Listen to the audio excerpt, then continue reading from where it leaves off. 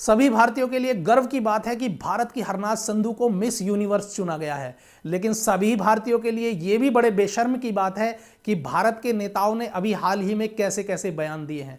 नमस्कार दोस्तों, माइलिट सोहन की आज की वीडियो में मैं सोहन त्यागी आप लोगों का फिर से स्वागत करता हूं। जहां एक तरफ भारत महिला सशक्तिकरण की बात करता है, वहीं महिलाओं को लेकर के भारत के नीति निर्माता नेता लोग ऐसी ऐसी भद्दी बातें करते हैं कि सुनकर के पूरा देश, पूरी दुनिया के आगे शर्मसार हो जाता है।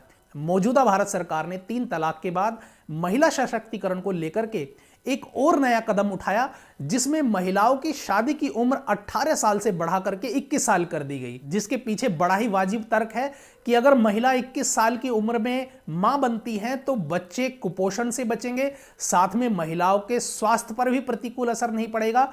और वो महिलाएं जिन पर अपने करियर को लेकर के ये दबाव रहता है कि 18 साल के बाद उसके घर वाले कहीं उसकी शादी ना कर दें, वहां पर यह कानून बड़ा ही फायदेमंद होने वाला है। लेकिन कुछ नेताओं को यह बात हजम नहीं हुई। समाजवादी पार्टी के सांसद शफीकुर रहमान बर्क ने यह कहा कि अगर महिलाओं की उम्र शादी की 18 साल से बढ़ाकर के 21 साल कर दी जाती है तो महिलाओं को आवारागर्दी करने का और समय मिलेगा, आवारगी और बढ़ जाएगी। साथ ही उन्होंने यह भी कहा कि महिलाएं तो 14 साल की उम्र में ही जवान हो जाती हैं। यानी उनका कहने का तर्क यह है कि वो महिलाओं की शादी की उम्र 21 साल हो जाने के खिलाफ है। वहीं दूसरे नेता अबू आजमी ने तो यहां तक कहा कि महिलाओं की शादी के कानून ऐसे ऐसे लोग लेकर के आ रहे हैं जिनकी कोई औलादे नहीं है। और यह कोई पहली बार नहीं है कि महिलाओं को लेकर के किसी नेता ने इस तरह के बयान दिए हैं। समाजवादी पार्टी के ही बड़े नेता और पूर्व मुख्यमंत्री मुलायम सिंह यादव जी ने भी रेप के सवाल पर एक बात ये कही थी कि लड़के हैं, गलतियां हो जाया करती हैं।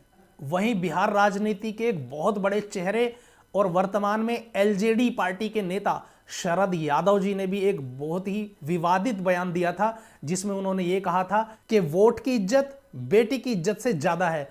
बेटी की इज्जत चली गई तो सिर्फ गांव और मोहल्ले की इज्जत जाएगी, लेकिन अगर वोट बिक गई तो सूबे और देश की इज्जत चली जाएगी। वहीं समाजवादी पार्टी के एक नेता तोताराम यादव ने पूर्व में भी एक बयान दिया था और उन्होंने कहा था कि बलात्कार जैसी कोई चीज नहीं होती, ये लड़का और लड़की की सहमति से होता है। रेप को लेकर के टीएमसी के नेता चिरंजीत चक्रवर्ती ने भी एक बड़ा ही विवादित बयान दिया था, जिसमें उन्होंने कहा था कि रेप के लिए कुछ हद तक लड़कियां भी जिम्मेदार हैं, क्योंकि दिन पर दिन उनकी स्कर्ट छोटी होती जा रही है। वहीं महिलाओं के कपड़ों को लेकर उत्तराखंड के पूर्व सीएम तीरथ सिंह रावत ने भी एक विवादित बयान दिया था, जिसमें उन्होंने कहा था कि फटी हुई जींस पहनने वाली महिलाएं बच्चों को अच्छे संस्कार नहीं दे सकती हैं। ऐसा ही एक विवादित बयान कांग्रेस के वरिष्ठ नेता दिग्विजय सिंह जी ने भी दिया था, जब उन्होंने एक महिला सांसद को टंचमाल कहा था। ऐसी ही एक टिप्पणी महाराष्ट्र में कांग्रेस के एक नेता ने कंगना रनौत पर भी की थी, जब उन्होंने कहा था कि ये नाचने गाने वाली किसानों के मुद्दे पर क्या बात कहेंगी।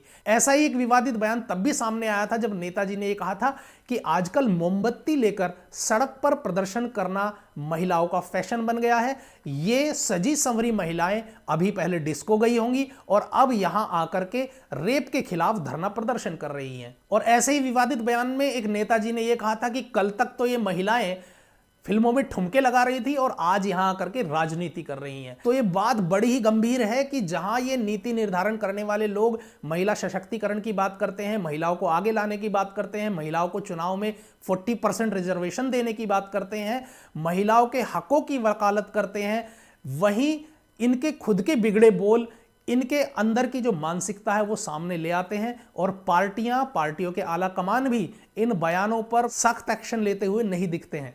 इसी भारत में एक समाज, एक वर्ग, एक धड़ा ऐसा भी है जो महिलाओं की शिक्षा से परहेज करता है, महिलाओं के फिल्मों में काम करने से परहेज करता है, महिलाओं के नौकरी करने से परहेज करता है, महिलाओं को देर रात बाहर जाने से परहेज करता है और महिलाओं की किसी भी तरह की आज़ादी से वो परहेज करता है। तो जब तक समाज में इस तरह के लोग रहेंगे और समाज के अगुवा या नीति निर्धारण करने वाले या नीतियां बनाने वाले नेता जब तक इस तरह के बयान देते रहेंगे तो तब तक मैं समझता हूं महिला सशक्तिकरण की बात करना बेईमानी होगी। माइलिट सोहन की आज की वीडियो में बस इतना ही। नमस्कार, जय हिंद, वंदे मातरम।